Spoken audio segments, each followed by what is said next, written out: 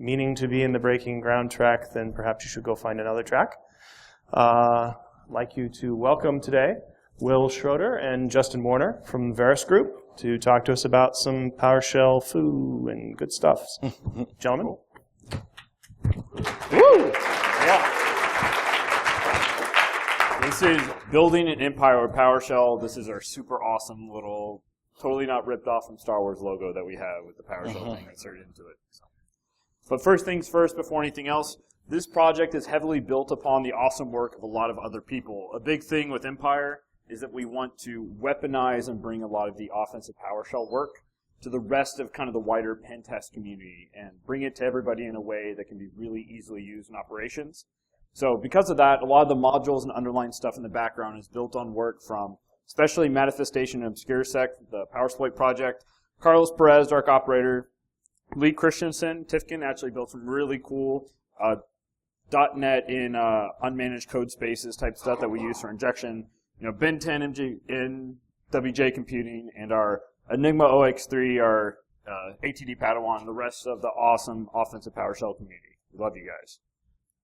So my name is Will Schroeder. My handle is Harmjoy. I'm a security researcher and red teamer for the Adaptive Threat Division of Verus Group out in Northern Virginia. I'm a co-founder of the Veil framework, so Veil Evasion, if any of you guys have used that on engagements. I wrote a big chunk of that. I'm a co-founder and developer on Power Tools, which is a set of offensive PowerShell kind of scripts and projects. I work on that with Justin. And I've talked at a few cons, ShmooCon, CarolinaCon, DEF CON last year, DerbyCon, but BSides Las Vegas is definitely one of my favorite conferences out there. So, I'm Justin Warner. So I joined Verus Group about a year ago. I'm the red team capability lead, so I do a lot of our advanced engagements against commercial customers. I'm also working with Will on Veil Power Tools. I spent a lot of time developing that. Did a little bit of work on the Veil framework.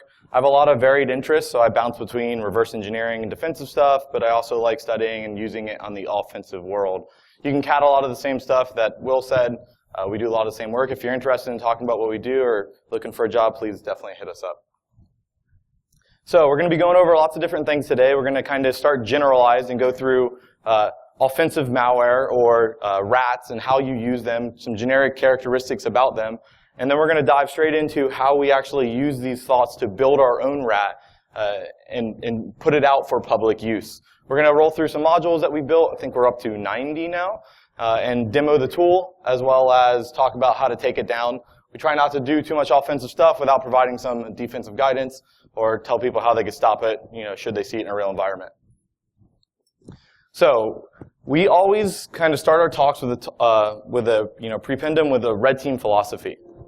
And so for us, red teaming means a lot of different things. Different groups do it different ways. Some people focus on physical operations. Some people focus on integrating different things. We primarily focus on training defenders. And so whenever we do red team operations for us, we want to provide a service and we want to provide skills to defenders in their own environment. So it's a pretty key thing. Let defenders learn in their own environment with their own tools so that should a real thing happen, they get to use it. This plays into Empire specifically because one of the main motivations for us writing it is we wanted to train defenders in stopping PowerShell attacks in their own environment.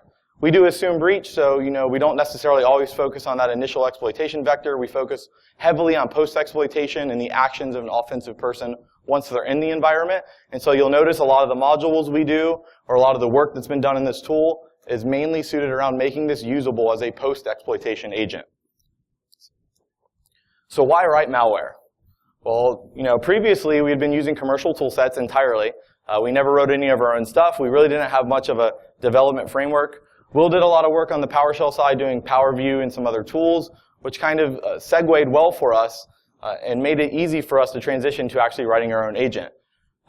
Ideally, the first reason we started doing this was because we showed up on an engagement, and within the first day, we popped like 237 alerts. And they're like, well, this isn't really training for defenders because they called us in the first hours of the engagement. And so overnight, we had to stop and figure out how we were going to do some sort of custom work on this engagement. And for us, we had kind of had this drafted, but it even more motivated us to continue the work. Some other reasons, who doesn't want to have a dream rat with all the capabilities their team actually uses as opposed to having to adapt to other tool sets? That was a big player for us.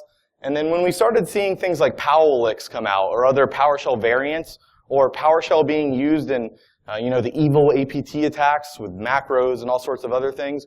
We wanted to see if we could really center on training the good guys how to stop this. And for us, that was actually building our own malware with it and deploying it in environments where we're operating. So lots of people will bash on offenders or offensive staff. They say, why aren't you using all your skills to do good things instead of bad? We try to really focus on the union between the two. We believe that offensive and defensive are together, especially in the red team spaces. And so without a little bit of practice, you never know how you're going to actually square off. Nothing we're releasing here is super mind-blowing. It's not going to evade any of these crazy network products. It's not the next generation rootkit. It's not a Stuxnet level thing. We're releasing something that's realistically meant to be used by red teams. It's overly easy to stop once you actually start performing some analysis on it. And we built it that way. We built it to encourage defensive people to actually go in and do the analysis and reap the rewards should they actually do that. Cool. So offensive PowerShell. This is one of my favorite quotes from ObscureSec from the PowerSploit project. He likes to call PowerShell Microsoft's post-exploitation language. It's supposed to be meant as kind of a system automation and a management type framework. But once we really started to get into it about a year and a half ago, it's been awesome for our operations. It's really changed the way that we focused and operated on engagements. So why use PowerShell? If you guys if you are a pen tester and you're not using PowerShell in current engagements, I would highly recommend checking it out, considering integrating into your workflow. So PowerShell provides out-of-the-box full access to the .NET framework in the backend. You can actually think of PowerShell.exe essentially as a wrapper for the .NET automation components in the backend. So you can do things, you can create web clients, download stuff, access anything you could in the full .NET stuff. You can kind of implicitly get by some application whitelisting unless people explicitly started locking down and targeting PowerShell, which we can kind of talk about after if you're interested in that type of thing. You can get full direct access to the Windows 32 API, and you can assemble malicious binaries fully in memory. And going through a lot of these components, we realize you can write fully functioning malware in PowerShell without using anything else, which is essentially what we've done with Empire. There's a great post called Why It Shows PowerShell as an Attack Platform by Mac Raber, one of the PowerSploit authors. I encourage everybody to check it out. And also, a lot of bad guys are using PowerShell. So a lot of nation states, even though they typically have had like C and C++ agents historically, a lot of the APT groups and even some of the more mid-level actors have started integrating PowerShell into their attack flow. PowerLix was a really interesting pure PowerShell variant that came out over the last year. Deep Panda was known to use PowerShell in breaching think tanks. The APT29 actor, which Mac Raber talked about this morning through WMI, they also integrated PowerShell in a lot of their attack sets. So if you read a lot of these threat type reports that examine specific actors, a lot of the more advanced ones over the last 2 years, if you read through the tradecraft section, you'll actually see that they have started to use PowerShell more and more and more. Typically, it's been for kind of like a loading component to actually load up the rest of their agent, but some of them have started to use the pure offensive capabilities of PowerShell more and more. So existing stuff that's already out there in PowerShell. The PowerSploit project offers everything from screenshots, key logging. There's the equivalent of incognito called Invoke token manipulation. And of course, everyone's favorite Mimikatz, which we'll go over later in the project, later in the presentation. There's a pure PowerShell implementation called Invoke-Mimikatz. So any function that you can use in Mimikatz, not just grabbing passwords, but Kerberos and everything else, you can do purely in PowerShell while staying off a disk. PowerView is a tool that I wrote, which is a networking domain situation awareness tool, which heavily factors into a lot of the modules in Empire. PowerUp is another tool I wrote, which is a privilege escalation kind of automation script, which will check for common priv-s vectors. PowerBreach is a tool that Justin had written that kind of has some additional like in-memory type of persistence mechanisms that are really interesting. And POSSecmod by Carlos Perez has a lot of like Active Directory and post-exploitation stuff. So while there's a whole lot of really awesome tech out there for offensive PowerShell, one of the things we started to notice is the weaponization problem. So if you're on a pen test, how do you actually execute these PowerShell scripts and get the results back in a secure manner? How do you trigger it? That's the biggest problem that I've seen that's caused the lack of adoption of offensive PowerShell by the general pen test community. So using the existing PowerShell stuff at this point also hasn't been super straightforward. You know, this execution policy stuff, whether you have to RDP in, whether you're doing a one-liner with a download cradle and people aren't familiar with it, the fact you have the pipeline, the fact you have to format your output, the fact that you have all these weird little kind of subtleties of PowerShell, that once you learn them, it's not too much of a problem. You kind of know how to operate with it. But at the time, that kind of little learning curve it can be an issue. So this is the problem we're trying to solve. We want to solve the weaponization problem so we can bring all this offensive PowerShell tech to everybody to use, even if you don't know how to use PowerShell. So looking at all this PowerShell stuff, you know, I thought about 9 months ago or so, you're like, well, weird, keyloggers and Mimikatz and screenshots. Like, these are all the functions and capabilities of a rat. This is everything you're going to have interpreter. This is everything you're going to have in, you know, whatever your kind of agent of choice is. Why hasn't there been a pure PowerShell rat at this point? Everyone tends to use these scripts as kind of augmented capabilities, but there hasn't been a pure PowerShell remote access tool variant that actually integrates all of it together. So when we first started kind of going down the development path, the idea spurred. Will came to me and said, I think it would be really, really cool to do this. And I was like, well, let's figure out exactly what we want.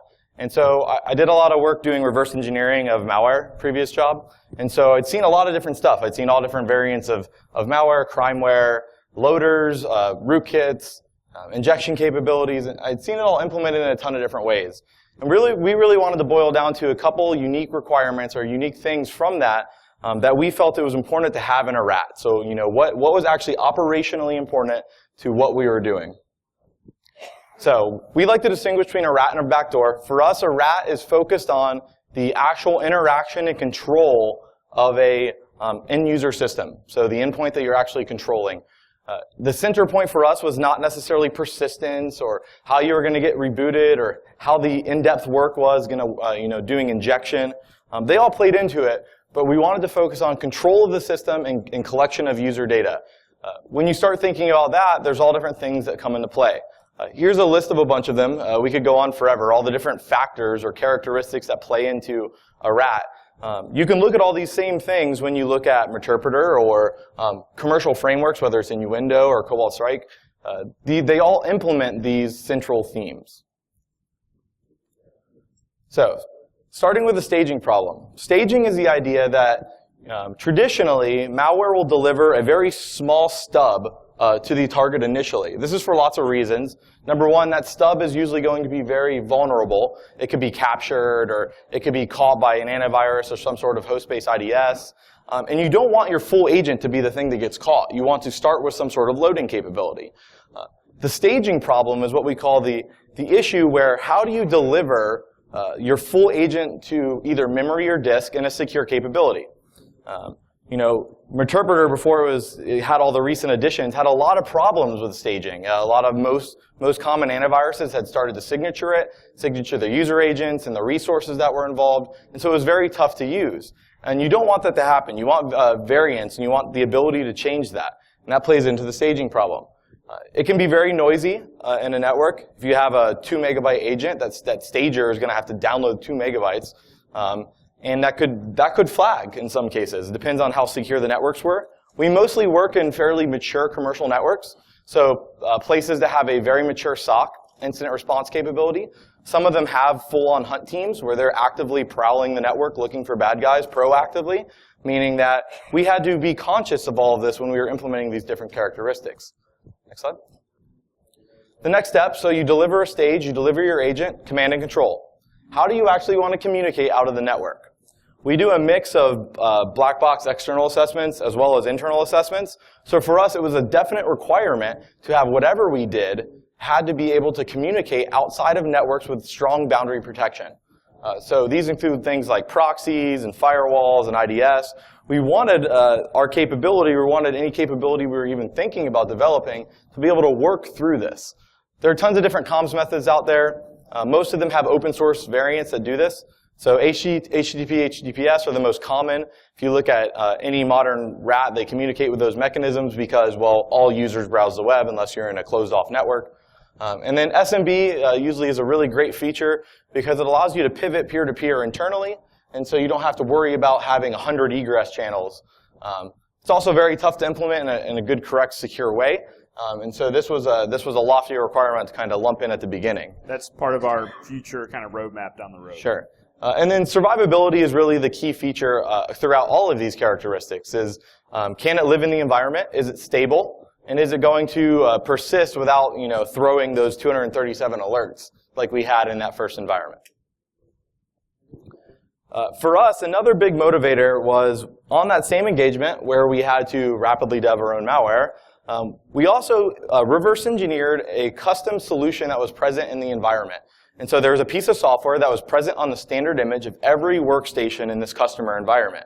So when we reverse engineered it, we found a vulnerability in this software that allowed us to gain access as an administrator, local administrator, on anything that was running the standard image. So it was great. We found a vulnerability. We wanted to weaponize that into our attack platform. And since we didn't really have an attack platform anymore because it got destroyed on our first day, we decided that a key feature of our framework or our agent was going to be the extensibility, the ability to rapidly develop modules and put them in without having to stand down your communications or stand down your tool. We wanted it to be easy, so we wanted it to be anybody who could take a PowerShell project that already existed or write their own PowerShell project, could implement it in the RAT, since this is a pure PowerShell post-exploitation agent. Cool. So Empire is the result of all that dev. I know Justin said we were kind of motivated on some internal engagements where stuff got burned. This has been about 9 months of pretty solid dev kind of in the background. So this isn't a one-off script. We put a reasonable amount of effort into this. It's about 50 to 70,000 lines, something like that, and a whole lot of internal commits. So Empire is a fully featured PowerShell post-exploitation agent. Probably an easy way to explain to people in one sentence would be it's kind of like an asynchronous interactive agent like Meterpreter, but based purely in the PowerShell language. So the agent is running purely script-based, all in memory on a Windows host. It aims to provide a rapidly extensible platform so we can integrate all this awesome offense and defensive PowerShell work. Again, this is our hopeful solution to the weaponization problem. Just like Justin had mentioned, it's also our attempt to train defenders on how to stop and respond to PowerShell-based attacks. We also like to have agent variability. So if we're on an engagement against a mature team, we like to be able to use commercial tools, go back to Meterpreter or use something like this, and vary our types of lateral spread, communication, and agent comms whenever we're in a network. So in case one thing happens to get blocked, our entire engagement doesn't get torn down. So a lot of people have written off PowerShell. So some people have referred to it just as a toy language. There's a lot of people that basically say if you're not writing your agent in C or C++, then it's not real malware. And a lot of people have said, with AppBlocker, with Windows 10, and all these types of things, it's going to be easy to block and defeat PowerShell, and it's not really a big deal anymore.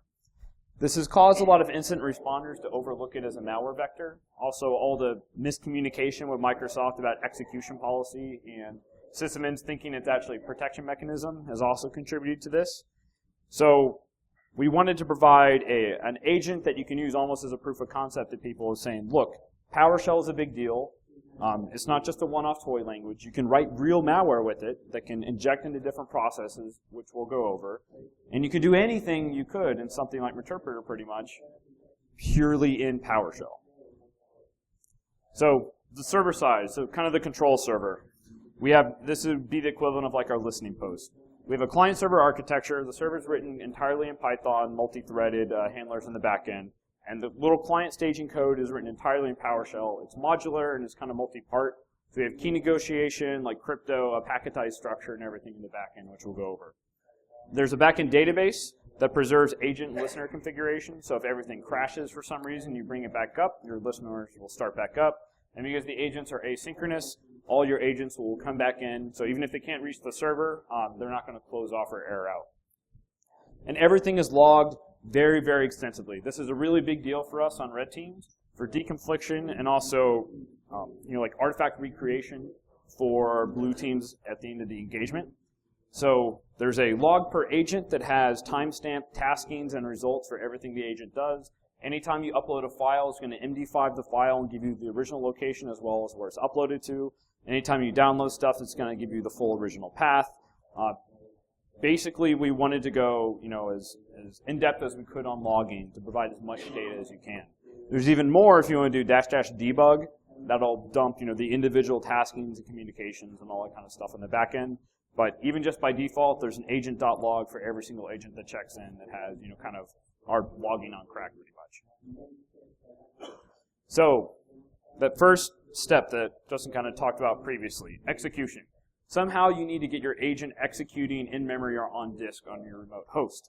Traditionally, this has been a lot of exploits, using browser exploits, client-side Flash-based stuff. We don't really use exploits an incredible amount. We use a lot of user-driven attacks. We use our signed Java applets, we use our macros, we use our OLE embedding, and we use user-driven stuff that's not exploit-focused because we find it a bit more reliable. But regardless, you need to have a way for Empire to execute a small PowerShell command that can load up the core component of the agent. So we have different kind of stager formats as kind of an extendable modular type of setup. So we have VBS stuff, we have macros, we have self-deleting BAT files, we have single commands, we have ducky scripts, and we also have a reflective DLL, which is pretty cool. So this actually forms the core of some of the process injection later on in the presentation. But we have a fully injectable reflective DLL that will stage up a Empire agent that's linked to the server. You can take that reflective DLL and you can use it in other exploit frameworks like Metasploit. So you can use the Windows DLL inject, reverse HTTP or something like that. Load this as your custom agent, your custom payload, and when you deliver some kind of exploit, you can have your exploit server on Meterpreter and have it actually stage up Empire agents to a different control server. So the listeners, this is the server side of the whole system. You have configurations for the staged agents at this point. You can change these per listener. There's also a bunch of default values. You can all change this stuff in the backend database when it's originally set up. We'll go over a couple of these, the things later in the demo. I know this is pretty hard to read, but you have things like kill dates. So you can set the agents to automatically exit after a certain date at the end of your engagement. You can do working hours. If you only want the agent to communicate, 9 to 5, or you don't want it to communicate 9 to 5, you can have it essentially like sleep and shut down during specified time windows.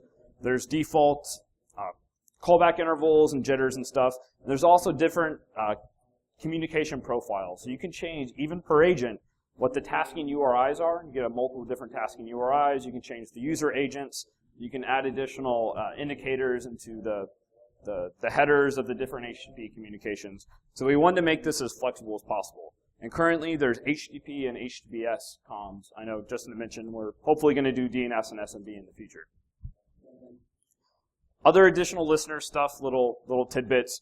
You can dynamically set whitelist and blacklist for IPs. So if you're on an engagement and you notice there's like really pesky network defenders from a certain net block that has started poking your server or scanning you, you can basically block off their IP range and it'll just return a default page.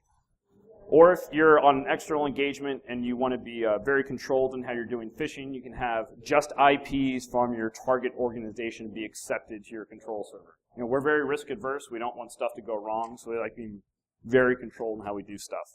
Again, the kill dates and working hours. You can also do foreign listeners to pass sessions between multiple control servers. You can have multiple Empire servers, set a foreign listener, and actually have different people that are geographically disparate pass sessions to different control servers.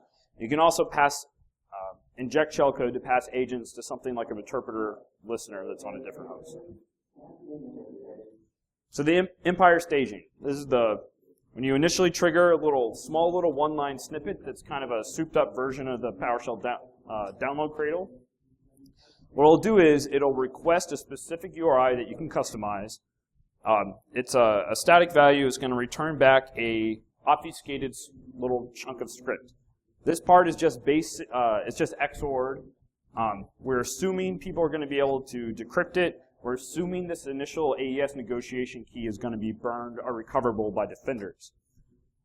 What will happen is the server will return this key negotiation code, this XORed. The client will decode it, run it in memory. That key negotiation stub will generate a public-private key pair. That stub will take the AES negotiation key, encrypt the public key, post it back to the server. The server then takes that public public key and then exchanges some stuff with like epoch time for synchronization, and also a randomized AES session key. After this, the communications will start. And the point with this is it's something called encrypted key exchange. It provides something called perfect forward secrecy, so even if defenders are doing a full PCAP of all this, they can't recover the randomized AES session key per agent. And then also each AES key is different per agent, so if someone does do a memory analysis, they won't be able to decrypt everything in your entire mesh. So this, is this still me? The C2 in the back end, it uses a lot of these .NET methods in the back end to actually do the HTTP or HTTPS communication. It's the net.web client. If you guys seen the little IEX new object net.web client thing, that's the same type of primitive that's used in the back end. Again, there's nothing too magical here. It uses a get and post type structure, so the client's going to periodically do get request. If there's nothing that's tasked, then the server is going to return a default page. That's, again, this is customizable if you want to do some other kind of default page. If there is tasking, the server is going to return an encrypted blob that's encrypted with the AES session key specific for that agent. If there's results from the agent, it'll post encrypted stuff back. We do cipher block chaining with randomized initialization vectors, and it's the fully packetized structure underneath. So we're not saying we did the crypto completely right, but we thought a lot about it, and we tried our hardest to do it reasonably correctly. Crypto is hard. Crypto is very, very hard. Everyone says don't roll your own crypto, and then we tried to roll our own crypto. So if you guys find a problem with this, please, please, please let us know. Don't just pop our servers or something. So once you actually have your interactive execution with agents, it's essentially kind of like an interactive remote PowerShell prompt. So you can run any PowerShell code that you normally would, any of the commandlets like get-process or something like that. Or you can run any typical shell commands. You can cd, dir, ps, ls, all that type of stuff you're used to with normal shell commands for an agent. You can also upload and download and all those the types of things you would expect from a normal RAT. We also have the ability to import specific PowerShell scripts. What this will do is it will take a obfuscated PowerShell script and stuff it into an encrypted block in memory for the agent. Then you can execute a particular command. The script will be decoded. It'll execute a command and get the results. This is for things like PowerView that we use a lot that have a whole lot of command lists that you want to chain together and just access specific functions. You can also build modules for specific PowerShell execution, things like Mimikatz, things like tokens. We'll go over the module section here in a second, and there's a whole lot of this in the demo. This is the whole, wanting to try to have a interpreter-style module type functionality. You can build this stuff out, even customize some things, and make it super easy to use without knowing how to pipe stuff in PowerShell. So we're going to go through as many modules as we can. Obviously, with limited on time, we did develop, I think we're up to 90 modules. We have a bunch still private that we're testing and working on internally. So we'll be continuing to support and put out modules as we go. So worth noting that what you see there, please feel free to contribute if you are interested in this kind of thing. We love public support and public research on the project. PowerShell is traditionally something to get hard to get into, and so we're trying to spread the awareness and get people in love with it. Next slide. So like I said, about 90 modules, several more in testing. We focused more of our first round of modules on things that we actually needed to use in the engagement. Like I said, this was kind of spurred on by the fact that we had to develop something custom in a very, very short time period. And so most of the first modules we had were pulling together all the current projects, solving that weaponization problem, and integrating them into the agent so that we could use them fluidly in an operational environment. Again, we baited this in several real environments now with customers that we've had tougher times with. And so it's definitely not perfect. I'm sure there are issues, but it's been run through some pretty complicated networks, and it seemed to work very, very well in the real world. We're going to show some of the top used ones here. So there are tons of categories. We break it into categories so that it's organized. I'm a little bit OCD. And so I don't like the fact that modules could just be scattered about. When I first joined the project, Will's just like, oh, there's modules everywhere. It's just raining modules. And there's no names on them. They're like module 1, 2, 3, 4, 5, 6, 7, 8. And so, no, we took the time to organize it, put folders around it, and try to make it easy to use and jump into. We're going to talk about some of these. It's worth noting that We kind of break it into the phases of an engagement too, and we always like to have a little, if anybody does like CCDC, we have a troll exploit category for you. You can have some fun with it. Don't use that in a real environment. We may or may not have a module that plays Thunderstruck while maxing out the volume on your computer. So. Yeah. Without actually popping a window, so you know, you can have some fun with that. So, module development. We wanted to make this very easy. So what we did is each module is essentially a Python metadata container. So it's a Python script, but there's not much set there. There's a template that you just take, and you set some variables specific for your module. So things like, does it require admin? What PowerShell version does it require? Is it OPSEC safe? For example, does it drop something to disk? Once you set those, all you have to do is include your PowerShell script. That's it. That's a module. And so any existing PowerShell functionality can be turned into a module and have restrictions set around it to work inside the framework. Our first module that we kind of ran into was, well, every defender who knows we're bringing a PowerShell toolkit is going to go looking for PowerShell. And so in CarolinaCon, about, I don't know, 5 or 6 months ago, we released a project called PowerPick. We didn't say it at the time. PowerPick was actually built to support Empire. And so PowerPick was essentially a project which allows you to run PowerShell without PowerShell. There are a couple major components of it. There is SharpPick, which is a C# binary, which allows you to execute PowerShell with C#. PowerShell never spawns in the back end. It uses all the .NET APIs. I took that, and we had a big Twitter discussion about whether this was possible to do inside like a C++ binary. A guy named Lee Christensen from Silent Break Security did this awesome project where he put out unmanaged PowerShell. It was a lightweight project written in C++ that actually implemented the .NET CLR completely in C++.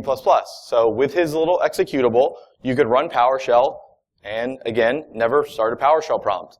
I took that and turned it into a reflective DLL, which made it injectable using a lot of common tools, and then wrote a script called Invoke-Psinject. It's built on PowerSploit's reflective PE injection. Again, I didn't do anything super original here. Took a lot of other people's projects. I like to make sure they get the credit, and stuffed it all together. What this essentially allows us to do is run a PowerShell script to inject a reflective DLL into a remote process, which will then run PowerShell in that remote process. So when we released it at CarolinaCon, there was like 0 interest. And we're like, because who cares, right? Like PowerShell and remote processes. Well, when you stuff it into a project like this, it means a lot more. And so here's a cute little diagram on how to conquer the internet. Basically, you have an Invoke-Psinject. It's a PowerShell script, which injects inside of an executable. That executable is now running a reflective DLL, which is ReflectivePick, which drops a .NET assembly in memory, which allows you to get an interface into the .NET backend, which then allows you to run PowerShell, something like a download cradle, or our initial staging code, which will then call out to the internet and pick up more PowerShell to execute only in memory. And so nothing touches disk here. You gain PowerShell execution and remote processes. And then we have to have the token meme, and this is our favorite to always do. So yes, it can get rather complicated. You're running like PowerShell and PowerShell and PowerShell and .NET inside of C, inside of processes that don't belong there. We recognize that it's kind of crazy. We hopefully abstracted it out. And there's plenty more work that can be done to make this more efficient or turn this into shellcode or do other things here. So one of the first times we actually got this built into the agent, Will was like, well, I want to see what this can do. And so he goes and he injects this thing into like 25 processes all at the same time. And we're like, well, this isn't going to be good. Definitely this thing's going to crash. Surprisingly, as you can see here, we actually have our PowerShell agent running an LSASS and Explorer and services and, I don't know, pretty much every standard Notepad process, and nothing crashed. The agent was pretty stable. The reflective DLL that we wrote that launches all of this was pretty stable. And what it allows you to do is, if that defender knows you are using a PowerShell toolkit, and they go kill PowerShell, you still win. And it forces them to actually look and perform a full analysis on a system. So all joking aside, this is going to force people to start doing proper, memory analysis. Instead of just killing or looking for encoded commands inside of PowerShell prompts, they're going to have to dump memory. They're going to have to go to work to recover scripts. So the next step, we use this in an external engagement, and we were like, well, oh crap. Users use UAC. That's been a solved problem for a long time in things like Meterpreter or a lot of other offensive projects. But when you're using pure PowerShell, when we first worked on it, there was no UAC version inside of PowerShell. And so what we had to do is we had to take a step back from the agent and work on some of the core capabilities. We built a bypass UAC version in PowerShell. Again, very little original here. We essentially took the Metasploit DLLs, which have been already developed, and we took the technique, which has been heavily blogged upon by the person who wrote it, and implemented it inside of PowerShell.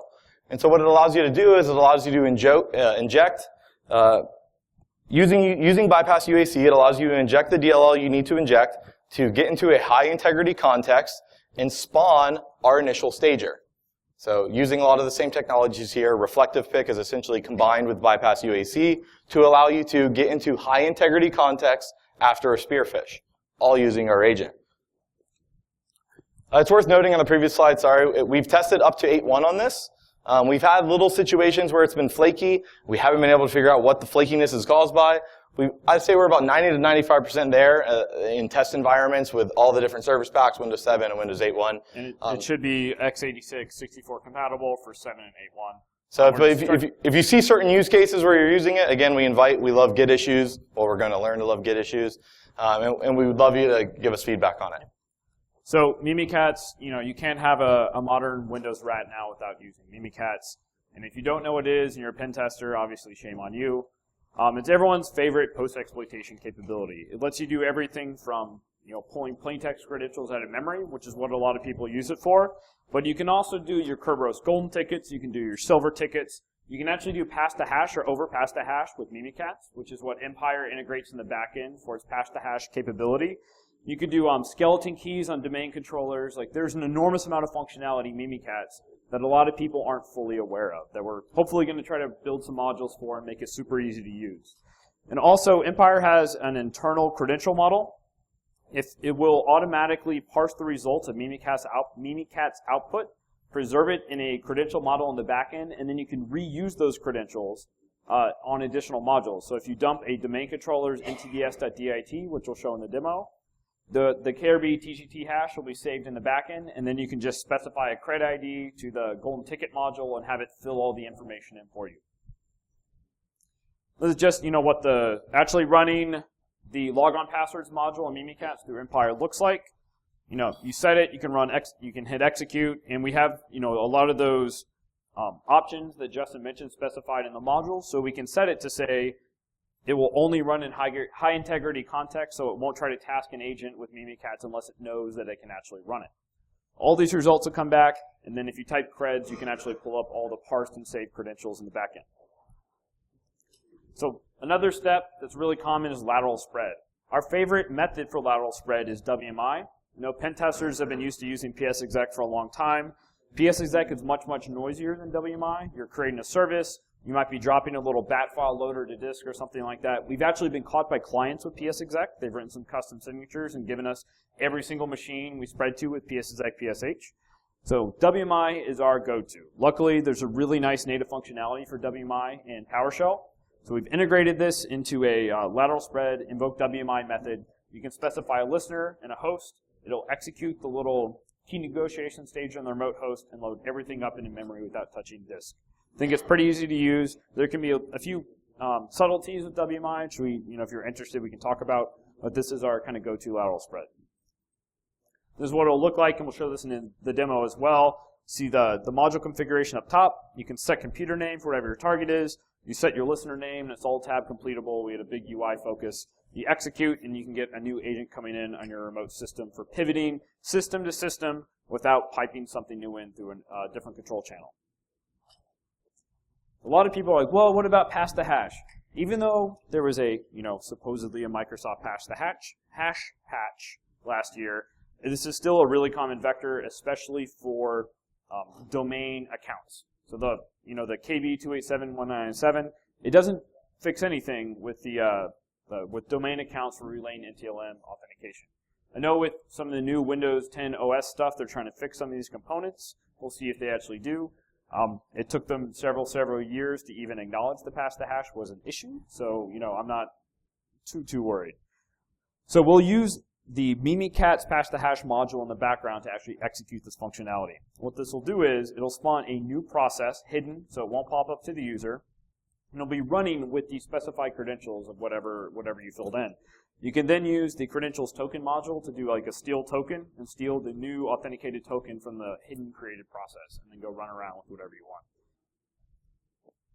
Cool. This is what it'll look like, if we're up there. We'll show this in the, no, we won't show this in the demo, but up here, you have like dir of a remote machine, says access denied.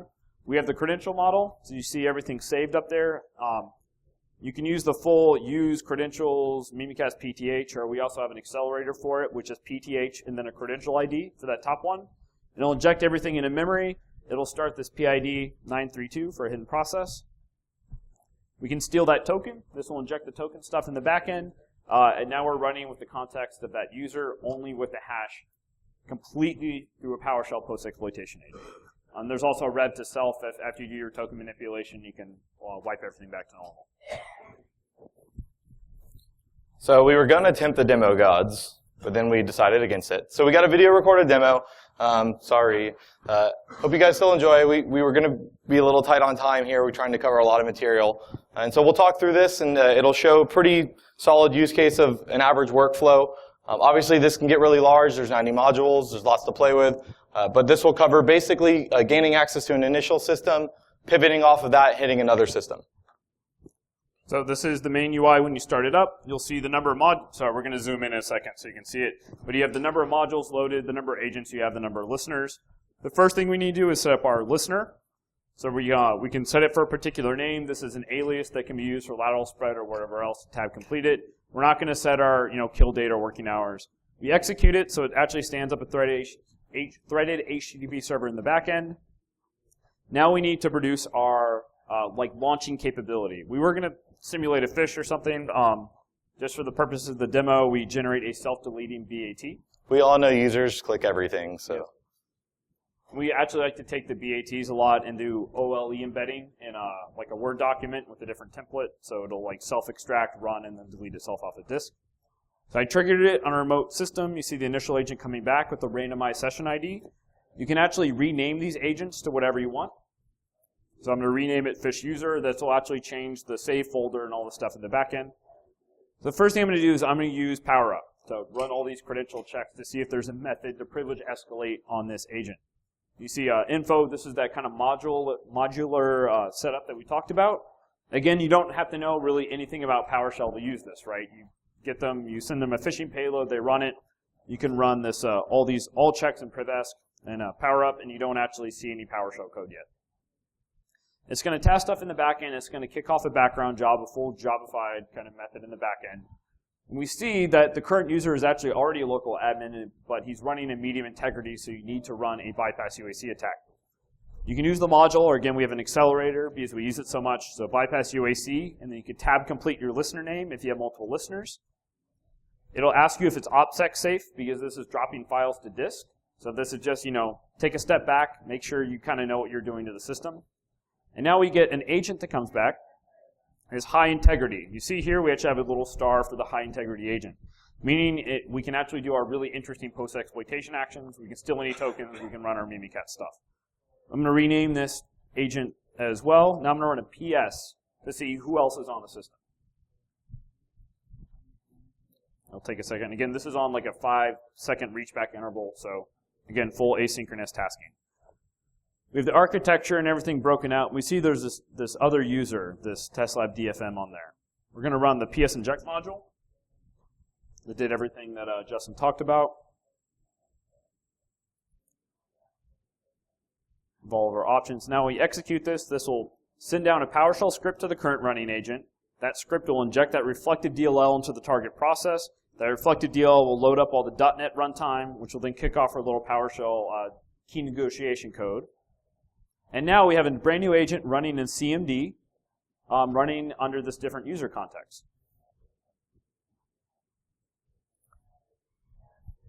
DFM's our boss, so of course he's high administrator access in the domain because he's the boss.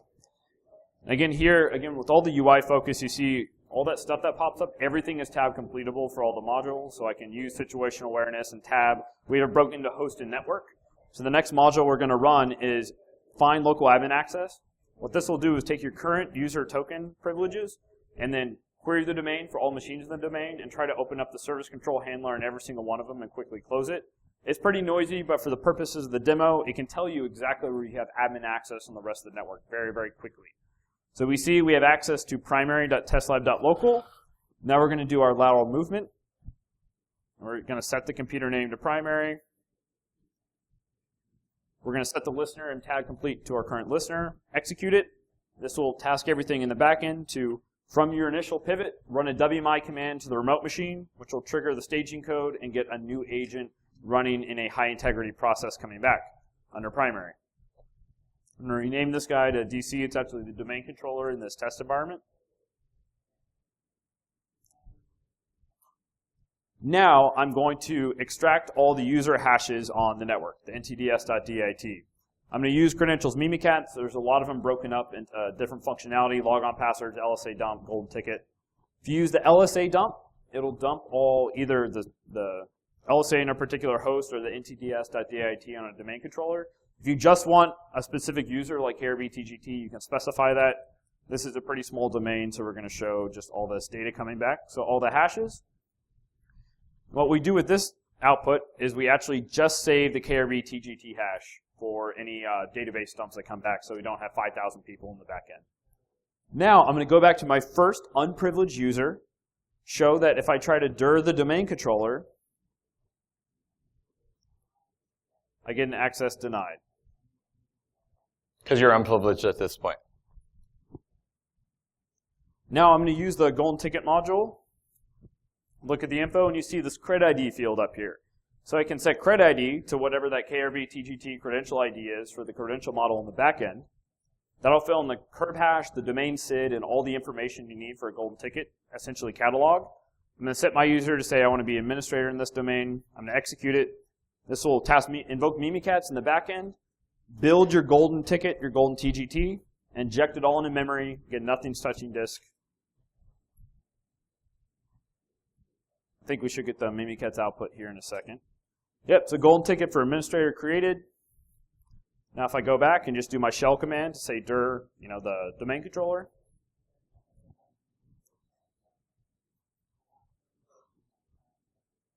I have my persistent access again. So I could redo my lateral spread if I wanted to. I could data mine. I could add a user, do whatever I want. Thank you, BG08.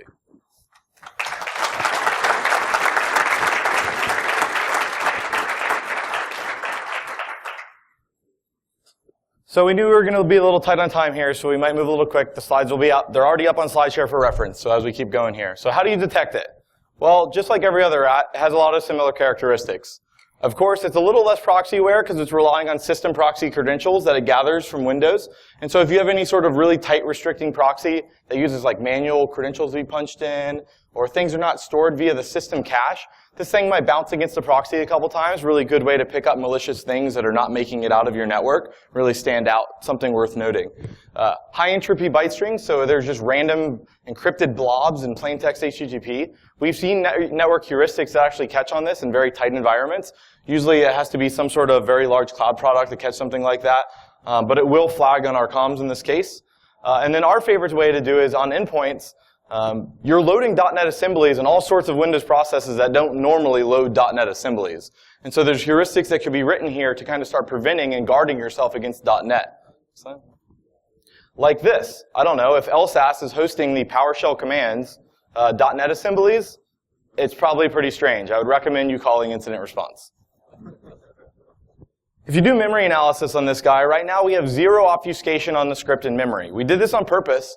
We want incident responders to do memory analysis. And so we leave this all plain text, both the stager code as well as the full agent. You do a memory dump on this and do a strings, and you set the right strings length. You're going to recover the full agent in memory. So what exactly will that give you? It'll give you the AES keys and this giant nasty thing. You'll notice that we do camel case and all sorts of weird casing here. We do this to try to prevent any automated detection. Our goal is to prevent automated detection and to encourage defenders. With the AES key, they could then decrypt network traffic. So when Windows 10 started talking about PowerShell, Will about quit his job because he thought hacking was over forever because PowerShell was going to be stopped. I will say it's not like we're giving a talk in a PowerShell agent, and then 2 months before, Microsoft actually implements PowerShell defenses for the first time in 7 years. we are really happy with what we've seen. We've done a lot of testing with Windows 10. Microsoft did a great job actually starting to build in and really focusing on PowerShell. It's their really first acknowledgement that PowerShell could be used by really bad guys and that users were having a hard time with it. So they did a great job. There's actually 2 main features. They added a crazy amount of logging, and then they added something called constrain mode built in App Locker, which prevents you from using all the .NET resources. We've done some initial testing. We've been able to get around constrain mode slightly because we think that it's built on the PowerShell.exe process and not on the .NET backend. However, it greatly complicates the attack chain. Our one feedback would be that who knows when clients are actually going to start turning on App Locker or using Windows 10, because let's be honest, we still see 2K3 in environments. It's probably realistically going to take at least 2 years. And best case scenario before large enterprises start implementing, large Windows 10 rollouts. As we start testing this and working with it, we'll be sure to keep it up to date on the website with what we know it's compatible with and any work we do with Windows 10. But it's not the end of the world. Believe it or not. So the future, what do we want to do in the future? Well, we put up a PowerShell website for this. We want it to be very, very easy. So we actually fully documented everything we could to this point, including all our backend and staging processes. We have a full spec out on it, so if anybody's interested in using it, that they could figure it out and learn how to use it. We're going to put all future updates and videos and different things we work on here for use, so you can go there. You can also get it at a GitHub. It's been posted about an hour ago. And so you guys can download it. It was released for BSidesLV. It's my first BSidesLV, so we wanted to drop something nice. And then this will be a long-running project. So Will and I really like this. We've used it in an environment. We think it's really successful for our team. And so we'll be supporting it. We'd love to see Git issues. We'd also like to see pull requests and people to contribute. We got stuff. Yep. Oh, he gave us the stuff. Cool. If you guys have questions, we can take questions outside, but I think we have to kick everyone out of the room in the next 2 minutes. We do have...